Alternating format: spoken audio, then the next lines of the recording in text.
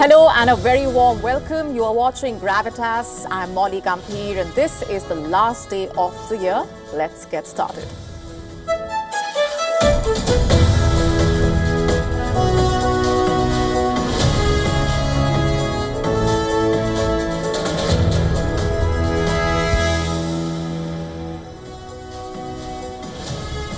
And our top focus tonight on Gravitas, we get you the latest coming in from Iran as the country sees a new wave of dissent as protesters take to the streets in anger. We lay out for you what the protests are about, how they all started, and what things are looking like on the ground right now. Also on the show for you, we get you the latest on the Russia-Ukraine war as the year comes to an end. Where do things stand right now? We also tell you about a gang that stole millions from a German bank. In fact, we take a look back at what can be called a year of major heists.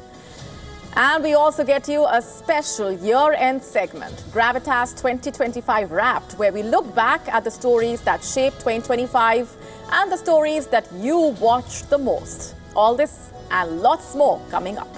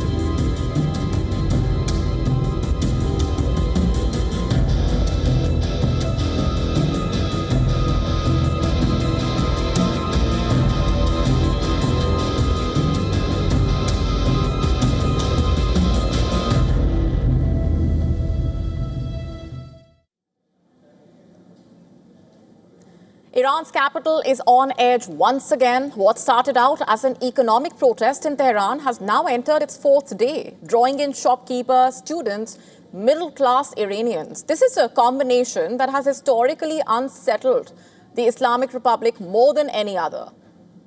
And it fell to Iran's president, Masoud Pezeshkian, to acknowledge what had been echoing through Tehran's streets for days. The regime, he said, would do well to listen. What exactly are the protests about, you ask?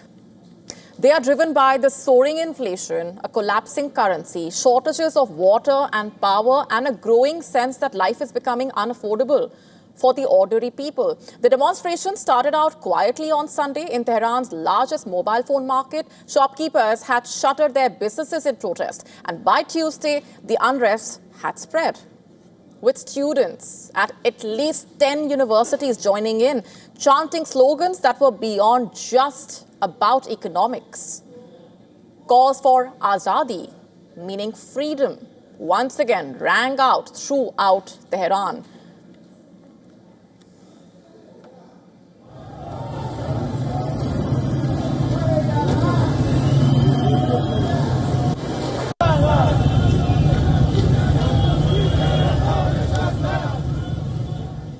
And the footage from Tehran showed scenes that one rarely witnesses so openly in the country.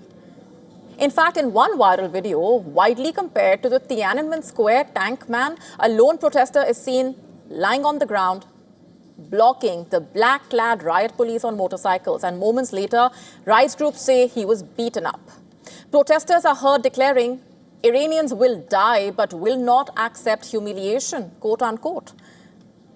And how exactly is the government responding to all of this? Well, the response has been mixed, at least publicly. Iran's prosecutor general has said the protests were legitimate so long as they remained peaceful, but he also warned that any attempt to create insecurity would be met with a decisive response. And soon after, Tehran fell unusually quiet. Authorities announced a last-minute bank holiday, citing cold weather and energy shortages. Schools and universities were ordered online. Officials insisted the closures had nothing to do with the protests, but the timing definitely raised eyebrows and triggered questions. Now, the backdrop to this new wave of dissent and unrest is Iran's battered economy. Iran's currency has plunged, losing around 40% of its value since the summer. Subsidies have been cut, petrol prices have risen. Meanwhile, sanctions continue to bite. And let's not forget, just months ago, Iran also fought a brief 12-day war with Israel, a conflict that killed several senior Iranian commanders and further strained the country's economy. According to analysts, it is not the war itself, but what followed that has exposed the inherent weakness. During the war, people focused on, or during wars, people focused on survival. After war, they count the cost. Meanwhile, Israel's intelligence agency has added fuel to the fire, issuing a rare direct message in Persian, urging the people to go out into the streets together, claiming it was supporting protesters on the ground. And that statement came days after the Israeli Prime Minister met the US President Donald Trump, who warned of fresh strikes if Iran rebuilds its nuclear or missile programs, but also suggested Tehran might want to negotiate.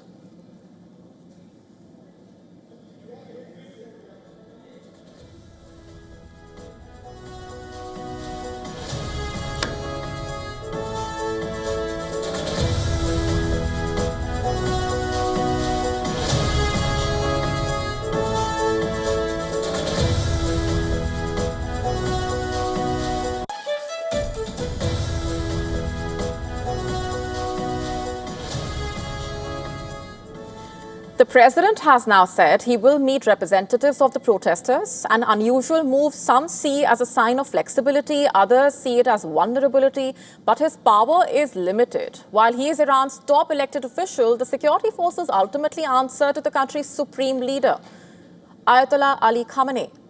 And experts warn the regime still possesses a highly organized and technologically sophisticated repression apparatus, one that relies on surveillance, internet shutdowns, and arrests. And Iran has seen waves of protests before, in 2009, in 2019, and most recently in 2022, after the death of Mahsa Amini. Each was met with force. And this time the numbers remain smaller, the demonstrations are concentrated, and there is no single leader.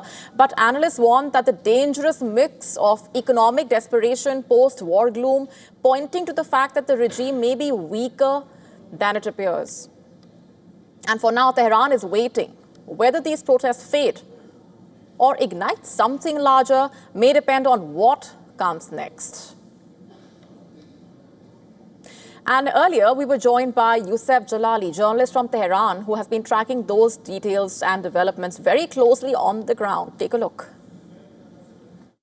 The demonstrations entered into the fourth day. It began on Sunday following a significant surge in the dollar rate, which was traded at around 1.45 million to the Iranian rial. And this led to frustration with how the Iranian government manages the economic crisis in the country.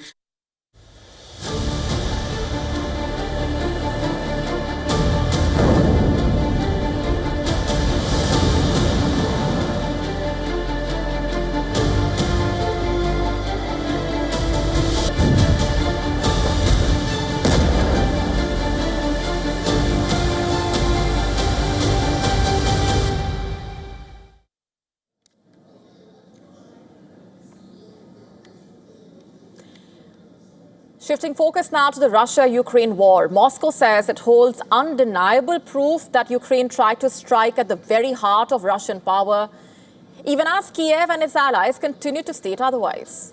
In fact, Russia has released new visuals and maps that it claims prove and expose that Ukraine launched a coordinated drone strike aimed at one target, the Russian president's residence. Nighttime footage released by Russia's defense ministry reportedly showing a shattered drone lying in snow inside a wooden area near the Russian president's residence, reportedly. Russia says the evidence is clear and it wants the world to see exactly who was behind the attack. And alongside the video recording, Russia's defense ministry also presented animated maps that trace Ukrainian drone routes from the Sumy and Chernihiv regions. From the Sumy and Chernihiv regions towards Putin's residence in the Valdai area of the Novgorod region. Officials say the drones followed multiple paths, flying across several Russian regions before air defense units intercepted them. And according to the maps released by Russia, reportedly, some drones moved east on a direct path, while others looped north, skirting close to the Belarus border, before turning back towards the target area, reportedly. And Russia described the attempted strike as deliberate. The layout of the strike, the number of aerial attack assets used, and their approach from the south, southwest and west directly toward the Russian president's residence in the Novgorod region clearly confirm that the Kyiv regime's attack was deliberate, thoroughly planned and carried out in several layers. Now, the ministry says the attacks took place overnight between December 28 and 29 and began around 7 p.m. local time. It claims the drones formed what it calls a mass attack directed at the president's residence. Moscow says that the property did not suffer damage. Investigators say they recovered parts of a drone at the crash site. They say the weapon carries a 6-kilogram high-explosive warhead, packed with fragmentation elements, designed, they say, to inflict casualties and damage civilian infrastructure. The European Union, meanwhile, accused Russia of deliberately trying to shift attention from the peace efforts. EU's Vice President and Foreign Affairs Chief, the statement on your screen, I'm quoting, Moscow aims to derail real progress towards peace by Ukraine and its Western partners, quote unquote. December 31st, marking the 26th anniversary of Vladimir Putin's rise to power, remember, and on this very day, in his New Year's address from the Kremlin, Putin said that Russia believes it will win in Ukraine, where Moscow has led an almost 4-year-long offensive. And as these claims and counterclaims do the rounds, the fighting on the ground continues. Russia saying its air defenses destroyed 27 Ukrainian drones over several regions during a 3-hour span. Authorities reporting that some drones fell near Moscow and at least one person suffered injuries in the wider strikes. At the same time, Ukraine released footage from Odessa showing a residential building on fire following a Russian drone attack. Fire crews battled the flames while families sheltered nearby. Local officials say 6 people were injured, including 3 children. Odessa, a major Black Sea port, remains under frequent attack as the war stretches into its 4th year and shows no signs of abating.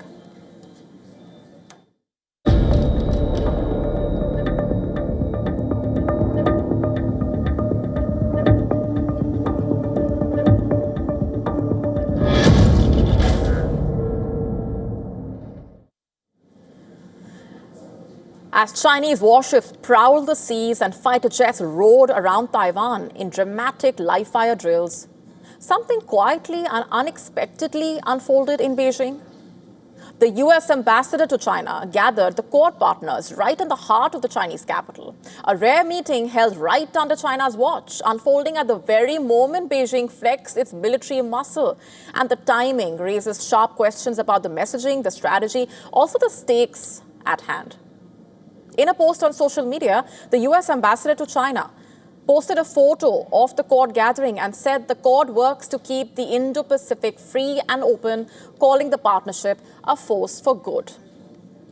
And the setting matters, of course, because Quad meetings in Beijing hardly ever happen. This one took place as the People's Liberation Army staged large-scale drills and live-fire exercises around Taiwan, heightening regional anxiety. And the symbolism is impossible to miss here. China signaling military pressure and Quad envoys assembling inside Beijing at the same time. China, notably not a Quad member, has long rejected the grouping. In fact, Chinese officials often brand it as an exclusive bloc, even comparing it to an Asian NATO that seeks to curb China's rise. Japan, a key Quad partner and U.S. ally, warned that China's exercises around Taiwan raised tensions across the Taiwan Strait. Tokyo said it has conveyed concerns directly to Beijing. And this comes as Japan approves a record defense budget, prioritizing strike-back capability, coastal protection, advanced unmanned systems. Japan's draft defense budget for the next fiscal year is more than $58 billion and 9.4% bigger than the previous budget, just for context. Now, the Quad member Australia also voiced unease, in fact, saying that it opposes steps that raise the risk of miscalculation or escalation and urge dialogue instead of coercion or force. The Chinese drills coming in the backdrop of the US and Japanese backing for Taiwan, remember? Early this month itself, the Trump administration announced an $11.1 billion arms package to Taiwan. The deal covers HIMARS rocket systems, anti-tank missiles, anti-armor missiles, loitering suicide drones, military software, among others. While Japan's Prime Minister recently said that the use of force against Taiwan could lead to a military response from Tokyo, remember? And earlier today, Taiwan reported Chinese warships and Coast Guard vessels pulling back from its surrounding waters, suggesting Beijing's exercises have concluded. But the near simultaneous timing of those drills and the Quad meeting in Beijing underscoring that power politics in the Indo-Pacific remaining intense, and the region's strategic stakes continue to be in focus.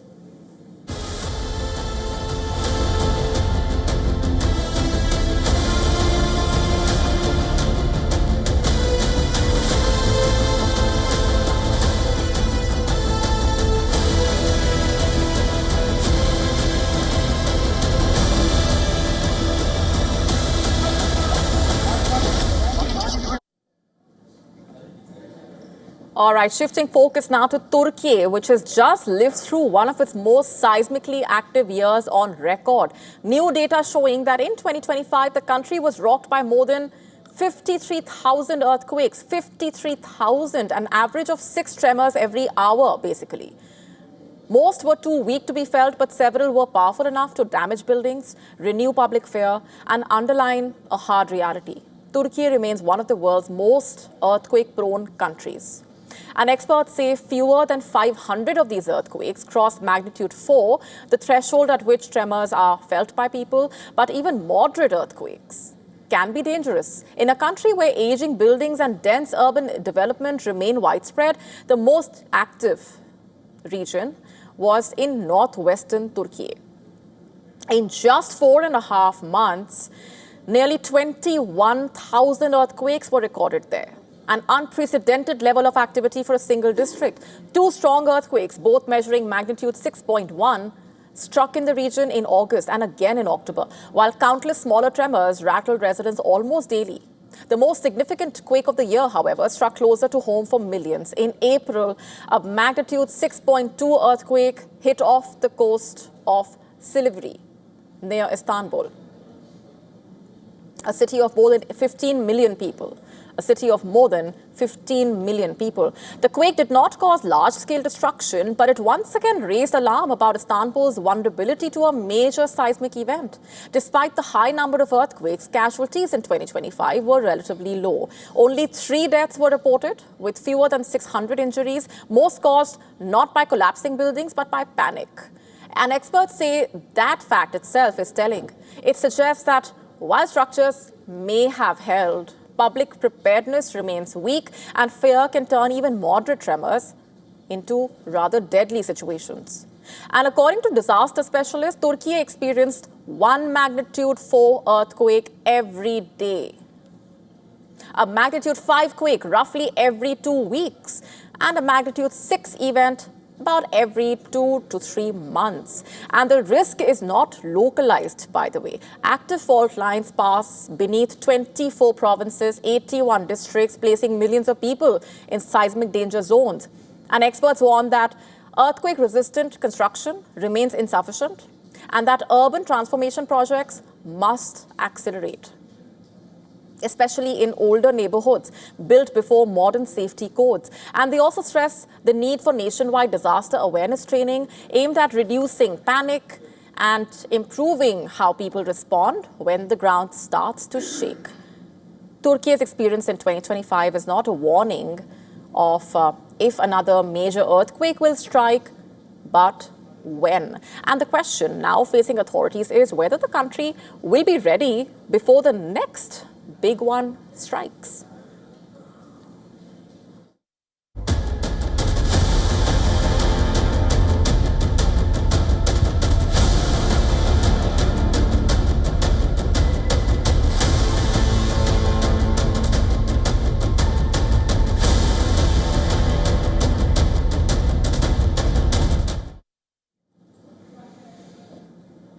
And let's now shift focus to Germany. It's quietly preparing for the possibility of a war with Russia. It is quietly redrawing its defense playbook, preparing for a scenario in which cyber attacks, sabotage, and disinformation that are no longer just background noise. A confidential government document seen by Politico reportedly revealing that Berlin now believes hybrid attacks could be used to pave the way for a full-scale military confrontation. The plan, which is known as OPLAN, places digital warfare and covert operations squarely inside the logic of military escalation. At the center of the strategy is Germany itself. In case of a future conflict, the country would basically serve as NATO's main logistics hub, a crucial transit corridor for troops, weapons, supplies moving east. But that role comes with perils. The document reportedly also warning that it would make Germany a top target from the very start, including possible long-range strikes on both military and civilian infrastructure. The 24-page blueprint mapping out a 5-stage path to war, from early warning and deterrence to full NATO collective defense and eventual recovery. Officials say Germany is already in the first phase, building a shared threat picture, hardening logistics, protecting key systems. The plan also signaling a major shift at home. Domestic military units would be tasked with guarding power grids, railways, communications, while civilian infrastructure, private companies and health services are treated as essential parts of the war effort, and that's significant. And all of this comes as Germany reports a surge in Russian espionage, cyber attacks and influence operations, from disrupted airports to alleged election interference. Just this month, in fact, Berlin summoned the Russian ambassador over what it called an intensifying campaign of hybrid warfare. Naturally, Moscow denies the accusations. Earlier, Germany made the largest single contribution to Ukraine's energy support fund. Berlin has transferred more than $188 million to help repair and restore power infrastructure damaged by Russian attacks across Ukraine. For Germany, the road ahead is rather complicated. The country sits at the heart of Europe, geographically, economically, also logistically, making it indispensable for NATO's defense plans. But also uniquely vulnerable in any major conflict. There is also the weight of history, of course. Germany knows better than most what total war can do.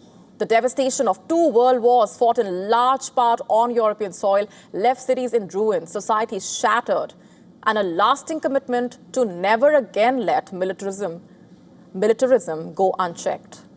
And that past still shaping public debate, of course, and making any move towards war planning deeply sensitive.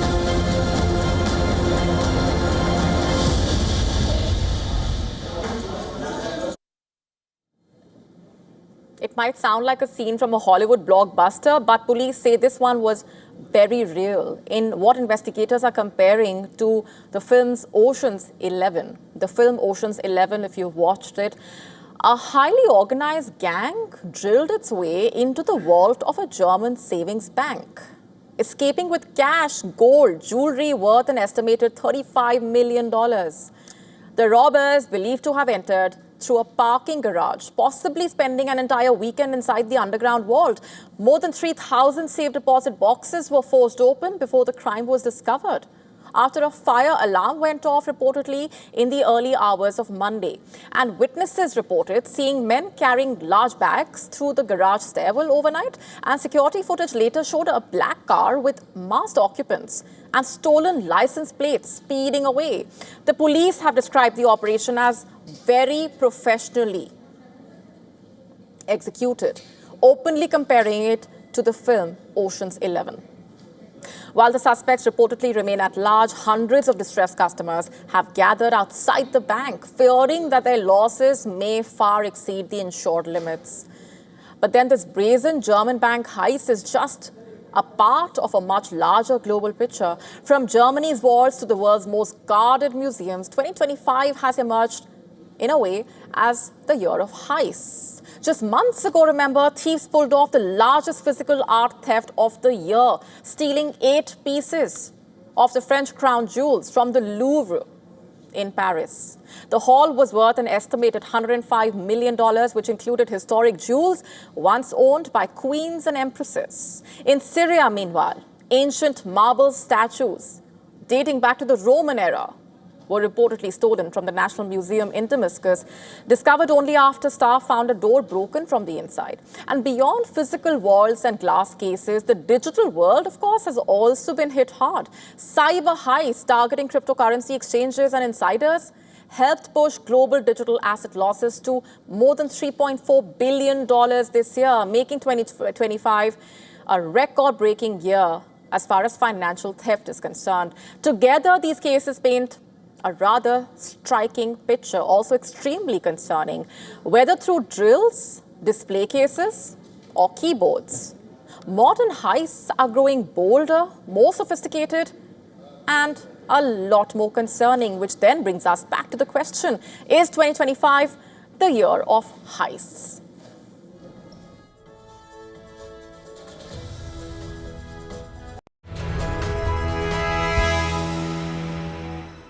2025 has been a year that tested the world. It was a year of highs and lows. We reported on power and those who wielded it. I, Donald John Trump, do solemnly swear. We will never be intimidated. We reported on wars that redrew fault lines.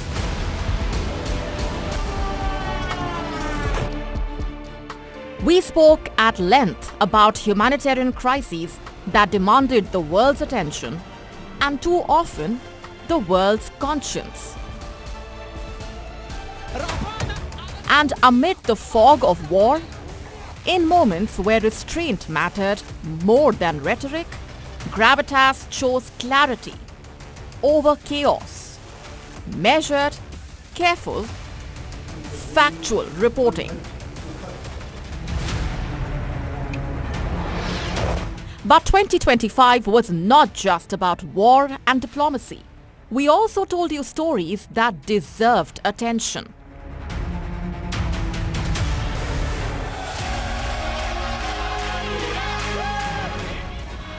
Stories that inspired. Stories that uplifted spirits. And as 2025 draws to a close, we look back at the stories that shaped the year and the ones you watched the most. This is Gravitas 2025 Wrapped, and we will see you in the new year.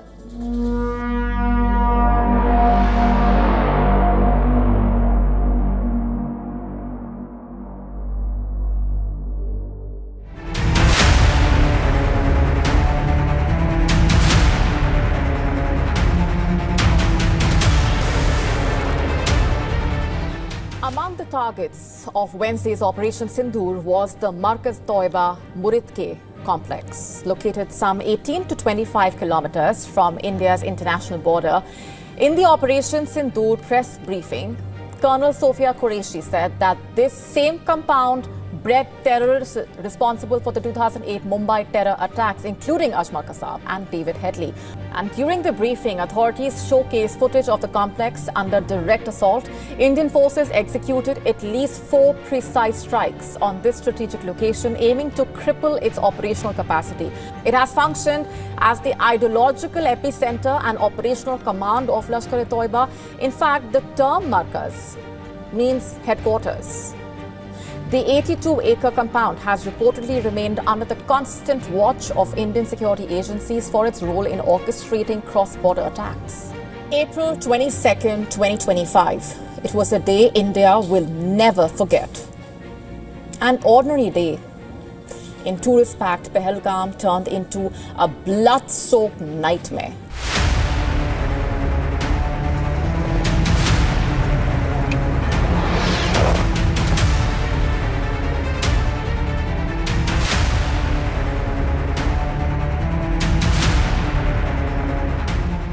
The Indian Army also confirmed major violation of the ceasefire by Pakistan at the line of control.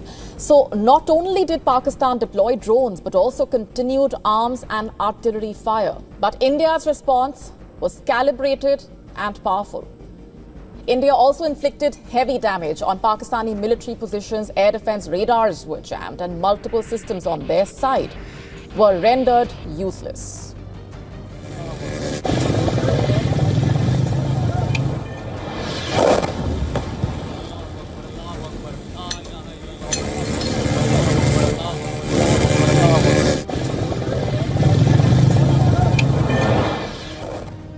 India's skies are secure. Its airspace is under full control and Pakistan's lies stand exposed.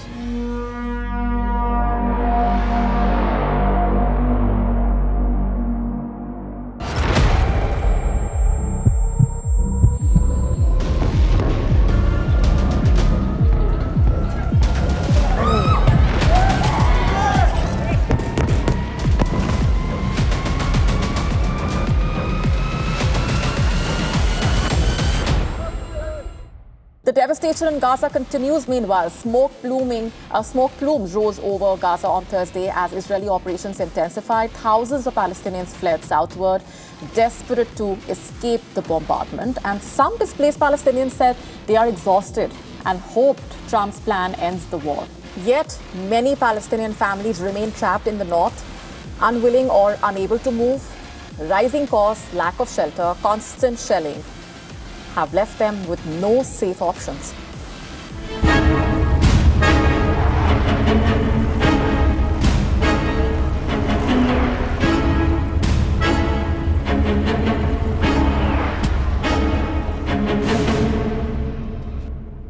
A fierce battle taking place for the city of Pokrovsk, in fact, which is called the gateway to Donetsk. The battle has been raging for months now, with Russia trying to capture the city in its campaign to control the entirety of Ukraine's Donetsk region.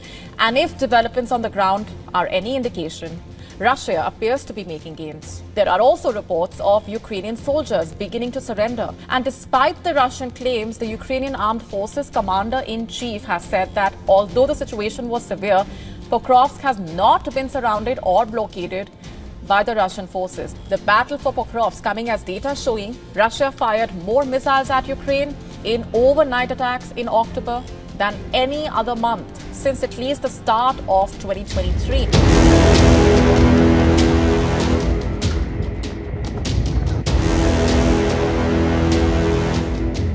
Our peaceful nuclear facilities have also been targeted, despite their being under full monitoring of IAEA, and despite the fact that attacking such facilities are absolutely banned under international law.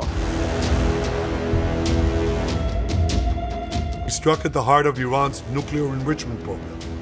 We struck at the heart of Iran's nuclear weaponization program.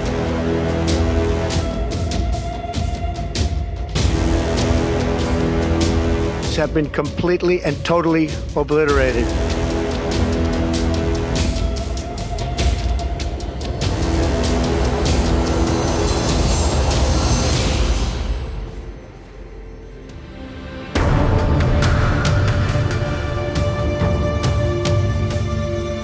Kim Jong-un has conducted another successful missile test. North Korea's state news agency has released fresh footage of the test, showing a missile blowing up a building that was targeted.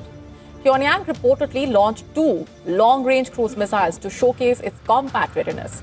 The country released images of truck-mounted rockets being fired from a bridge, reports saying they took off from the Sudan area near the capital Pyongyang. And after that, a missile was photographed approaching the test target, which seems to be an empty building on an island. The target was located in the Yellow Sea to the west of the Korean peninsula. The visuals released by North Korean state media showing a direct hit.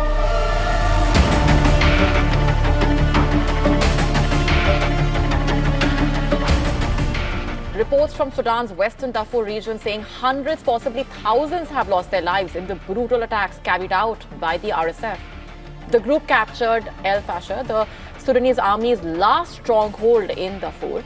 The Sudan Doctors Network saying at least 1,500 people were killed in just 3 days as residents tried to flee the city. Aid groups saying They have evidence, reportedly, of executions, house-to-house raids, assaults on civilians escaping the city. Reportedly, the Sudanese government claiming the death toll in El Fasher has already crossed 2,000. Humanitarian organizations warning that the real number may be much higher. Red Cross said Sudan is quote-unquote facing one of the most dramatic conflicts of our time, quote-unquote.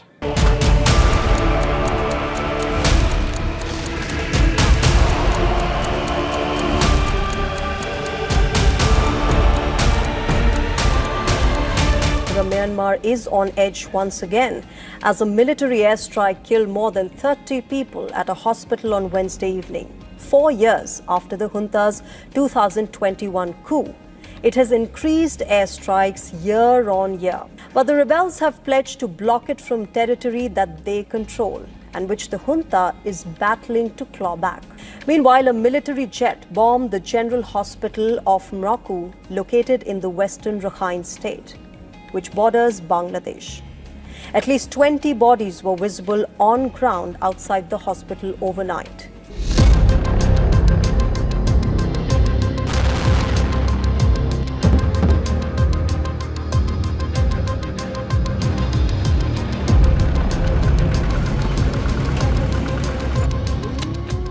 Thai officials saying their troops were targeted before dawn and claimed Cambodia fired rockets, artillery and even dropped explosives using drones on Thai positions.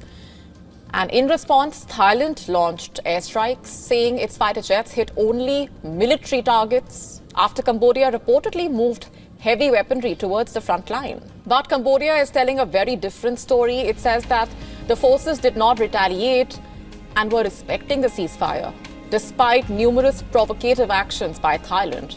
That's what they are saying. In fact, Cambodia accusing the Thai military of initiating attacks in multiple parts and saying the airstrikes have resulted in civilian casualties. Thailand says Cambodian troops fired on Thai forces. Thailand added that Cambodia also fired rockets towards civilian areas.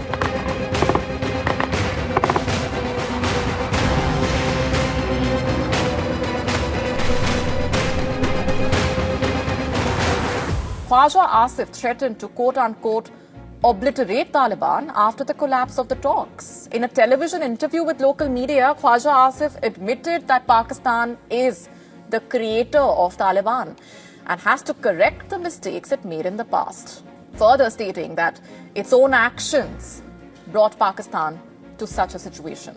Afghanistan's Interior Ministry spokesman, meanwhile, told local media that any attack from Pakistan would be met with a response that will quote-unquote serve as a lesson for Pakistan and a message for others.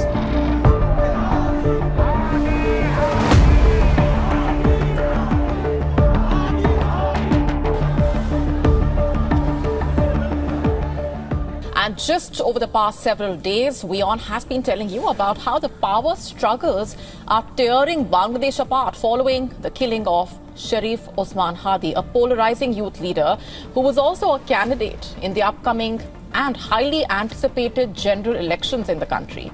His death has triggered violent protests, attacks on Hindu minorities, and coordinated mob assaults on major newspapers and cultural institutions across the country.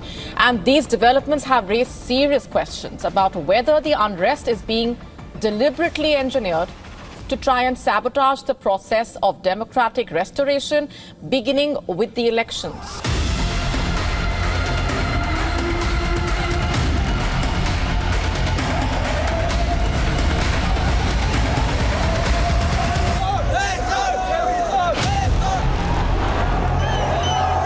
Nepal is in flames, the streets are burning, protesters are defiant, and it's quite clear that the government has lost control. What started out as anger over corruption and social media restrictions in the country has turned into a massive nationwide revolt against the political establishment. The Nepalese army chief and the president held urgent discussions on forming the next government after the Prime Minister, KP Sharma Oli, resigned. The capital resembling a battlefield. Those are the images on your screen. Crowds earlier set fire to the residences of the former Prime Minister and senior cabinet members. Cars lying overturned, government buildings vandalized. Even Nepal's parliament building went up in flames.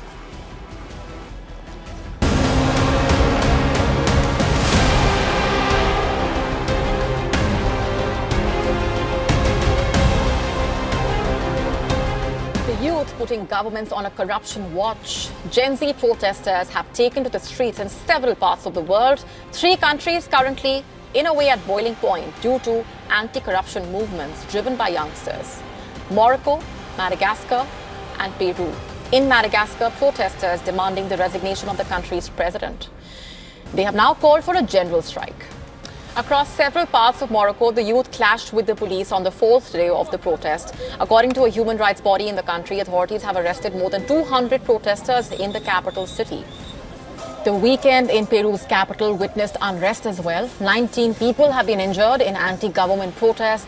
Thousands are out on the streets against growing accusations of corruption and extortion by the government.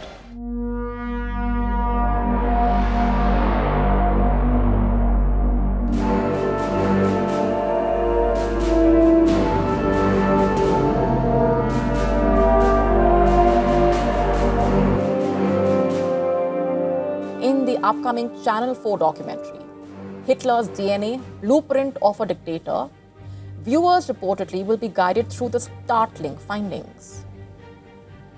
The most striking discovery is that Hitler had a rare genetic disorder that basically impairs the development of sexual organs and puberty.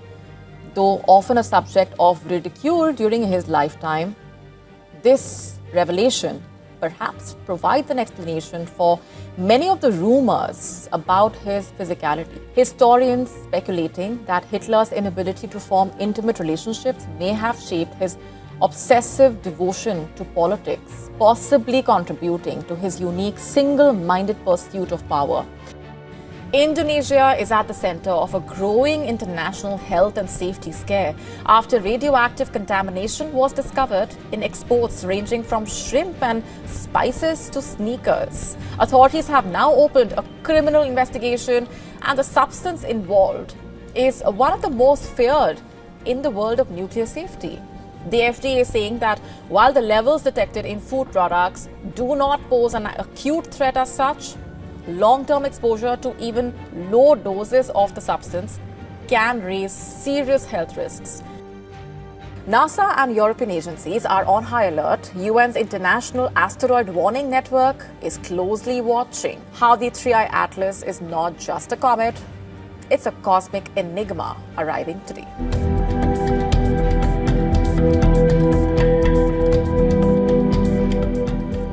It's not behaving like a comet, not even close. 3I Atlas, the interstellar object hurtling towards our planet, is bending the very rules of physics. Scientists say it's accelerating, but not from solar pressure. Its course is changing, erratically, mysteriously, as if something inside it is controlling the motion. Telescopes across the world are locked on.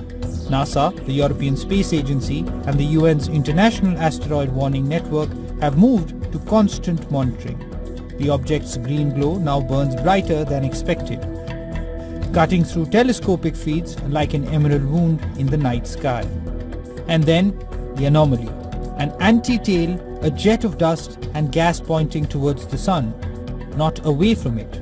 Nothing in known physics explains this. Not solar wind, not rotation, not gravitational drag. Harvard astrophysicist Avi Loeb calls it a sign of something engineered, not random.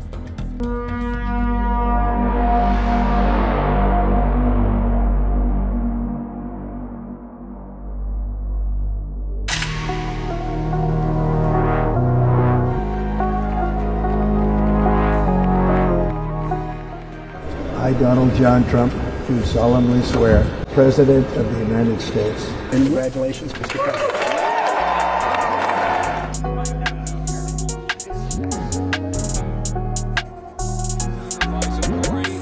hardline conservative Sanai Takaichi has become Japan's first female prime minister after winning votes in the parliament's lower house and upper house. A short while ago, the Japanese emperor officially appointed her as the new prime minister of the country, and the visuals from that ceremony showed Takaichi and other newly appointed ministers bowing before the emperor, a custom that's integral to Japanese culture. In fact, Takaichi received 237 votes in the lower house election to choose the next premier, while in the upper house election, she won 125 votes in the runoff against the leader of the main opposition Constitutional Democratic Party. Her victory shatters the glass ceiling in a country where men still hold overwhelming sway.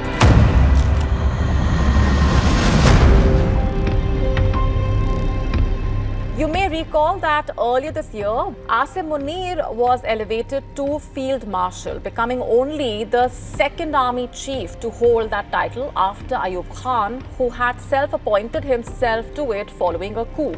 Over the past few months, Asim Munir has quietly become the most powerful man in Pakistan. Its de facto head of state. He has visited the United States 3 times, met President Donald Trump, and weighed in not just on defense issues, but also on foreign policy, even economic planning. What happens when the leaders of India, China, and Russia walk into a room? Well, they don't just meet.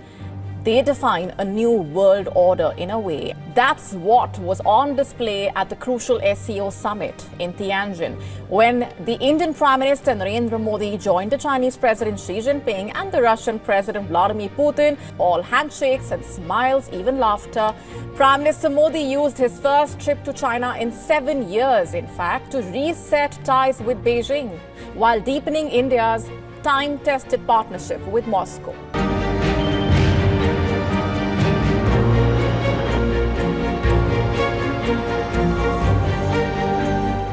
Thank you very much, Vladimir. And thank you all. Thank you. Thank you. Thank you so much.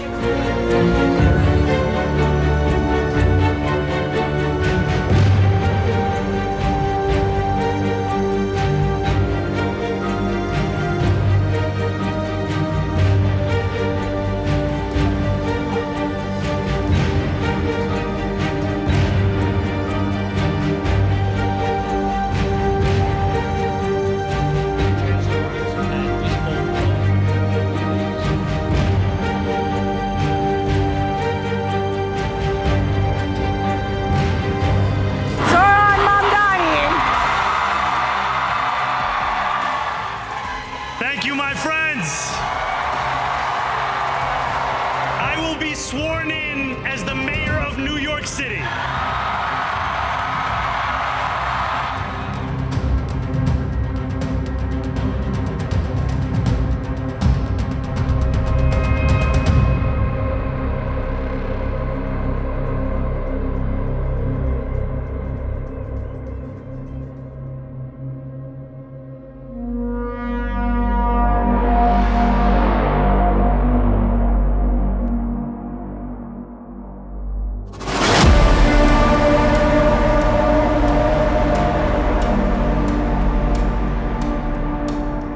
Series of airstrikes by Israel at the Nasser hospital in Gaza claimed the lives of at least 20 people, including 5 journalists, according to the Palestinian Health Ministry. The latest Israeli strike is being described as yet another example of Israel targeting civilian targets, leading to that big question: is nothing sacrosanct for Israel and its Prime Minister Benjamin Netanyahu? And the latest strike was the 5th distinct instance of this medical facility being hit.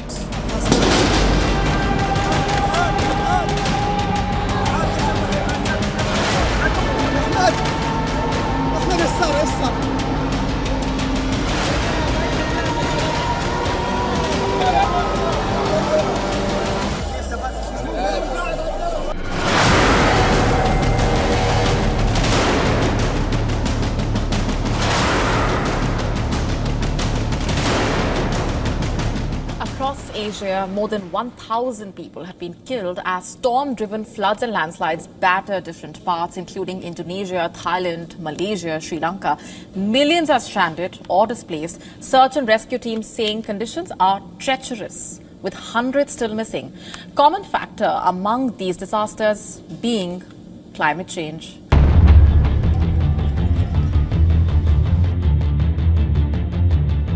Tens of thousands of people are fleeing their homes in California as a brush fire in the Pacific Palisades quickly spreads to nearly 3,000 acres. Authorities have warned the blaze is spreading as even stronger winds are expected through the night.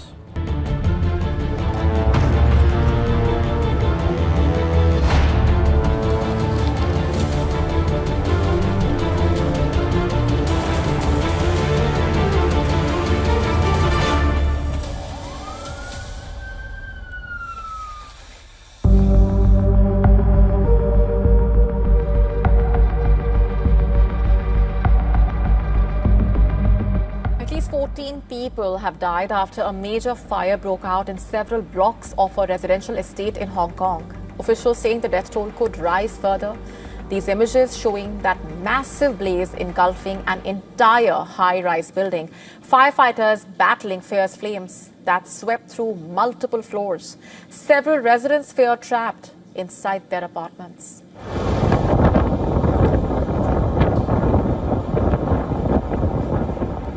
And this picture, amid all the images out there, has gone viral on the internet. This man distraught after claiming his wife was trapped in that high-rise building.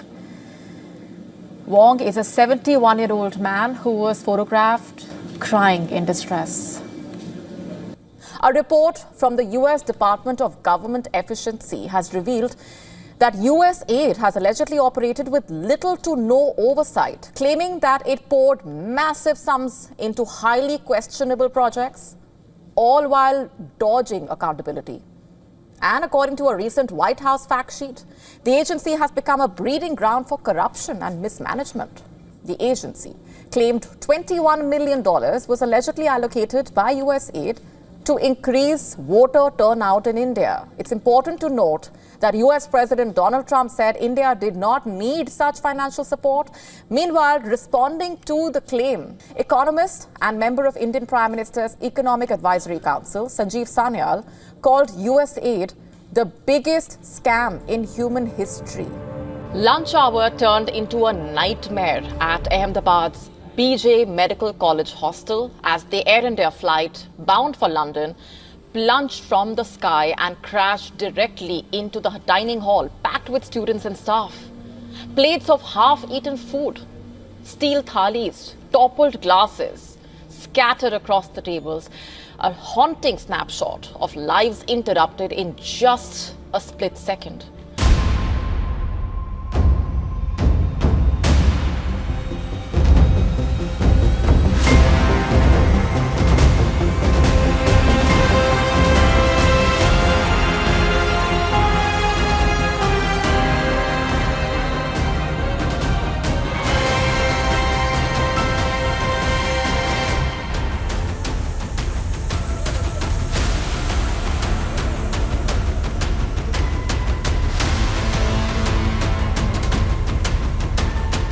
The deadly Red Fort blast that has put the entire country on edge.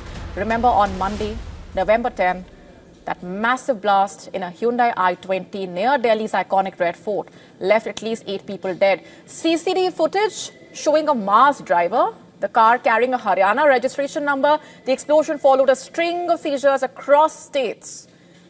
Nearly 350 kilograms of explosives and AK-47 rifle, thousands of rounds of ammunition recovered in coordinated raids by Haryana, Jammu and Kashmir, the Intelligence Bureau. The probe is continuing, of course, with the NIA, the Delhi Police, Jammu and Kashmir Police coordinating across states in India to try and dismantle what appears to be one of the most sophisticated terror modules uncovered in recent years.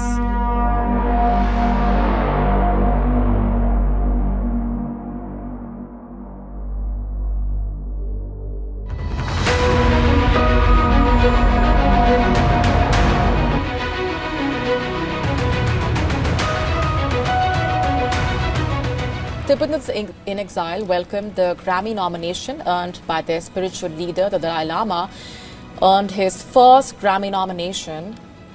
He received the global recognition for his spoken word album called Meditations and Reflections of His Holiness the Dalai Lama. The album is a collaboration between the Dalai Lama, celebrated Indian musician Amjad Ali Khan, and his two sons.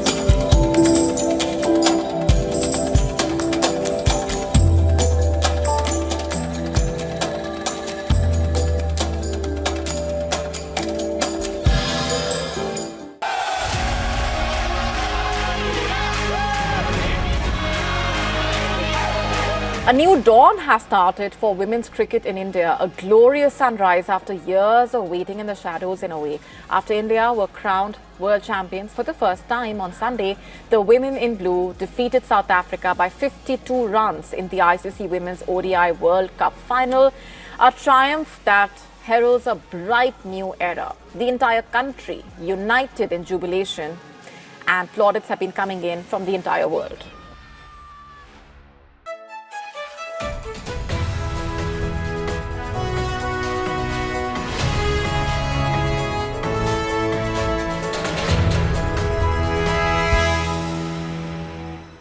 WION, India's global voice, the channel that brings you the biggest stories from across the world through India's lens. Now available in more than 190 countries worldwide. Because we believe that the world is one. Watch us in Africa, Europe, USA and Canada, South America, Asia-Pacific, Middle East and North African regions. Also available on these digital platforms across the world. WION, World is One. From the bustling trading floors of Wall Street to the vibrant exchanges of Asian stock markets, WION breaks it down for you to make sense of what's happening. As we reveal the key factors behind events, strategic battles, and the game-changing business decisions that shape the world.